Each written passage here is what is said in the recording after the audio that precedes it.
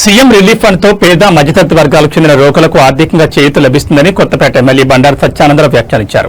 Doctor BR Ambedkar Konaseema జిల్లా కొత్తపేట నియోజకవర్గ పరిధిలో మండల కేంద్రమైన రావులపాలెం తెలుగుదేశం పార్టీ కార్యాలయం ప్రాంగణంలో ముఖ్యమంత్రి సహాయ నిధి చెక్కుల పంపిణీ కార్యక్రమంలో పాల్గొన్నారు.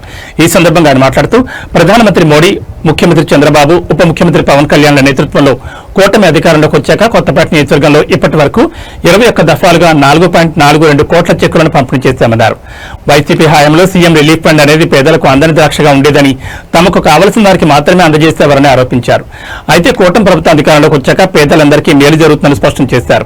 ఎన్టీఆర్ ఆరోగ్య సేవ, ఇన్సూరెన్స్ అవ్వని రోగులకు కూడా సీఎం సహాయ నిధి అండగా నిలుస్తుందని ఆయన తెలిపారు.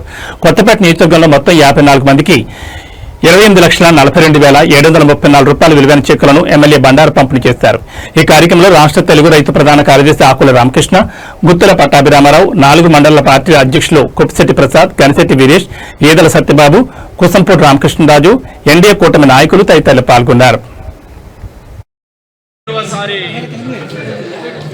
54 మందికి 28,42,734 రూపాయలు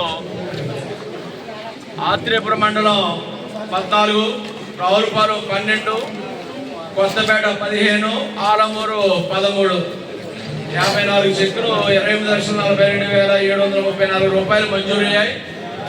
అది ఈనాడు మీ అందరి సమక్షంలో ఇక్కడ లబ్ధిదారులకు అందివ్వడం, గౌరవ ముఖ్యమంత్రి చంద్రబాబు నాయుడు గారు పేదల వైద్యానికి ఇస్తున్నటువంటి పెద్దపీటగా తెలియజేస్తూ, చేతికి వెన్నుముక లేకుండా పేదల ఆరోగ్యం పట్ల ప్రభుత్వం వారిని ఆదుకోవాలి, వారి యొక్క ఆర్థిక ఇబ్బందులు తొలగించాలనే ఆలోచనతో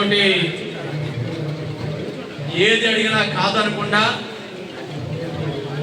ఎంతమందికైనా సరే నేను వారికి న్యాయం చేస్తానని మన గౌరవ ముఖ్యమంత్రి చంద్రబాబు నాయుడు గారు